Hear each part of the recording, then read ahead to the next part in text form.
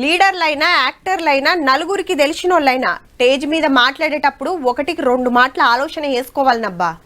నలుగురు గురించి ఏదన్నా చెప్పేటప్పుడు ప్రతి మాట తరాజులేసి జోకినట్టే చాలా జాగ్రత్త పడాలి. అవతలోళ్ళు ఏదో ఉబ్బిచ్చిండ్రనో 4 డైలాగులు చెప్తే సీటీలు కొడుతుర్రు అన్న ఆవేశపడితే ఓటన పోయి ఇంకోటి అంటాం, అటెనక ఇంకేదో అవుతుంది.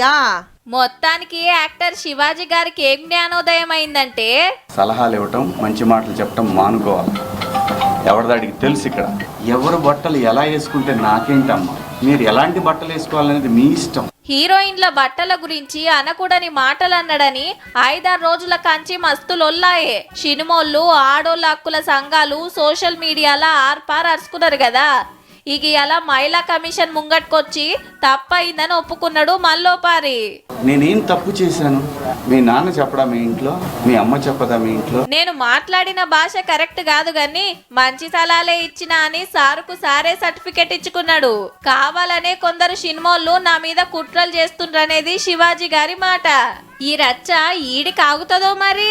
తండ్రిలాగా నా దగ్గర హీరోయిన్లు అందరూ కూడా నాకు తండ్రిలాగా నేను పాత్రలు చేస్తున్నాను కాబట్టి నా బిడ్డలకు చెప్పినట్టు చెప్పానే కానీ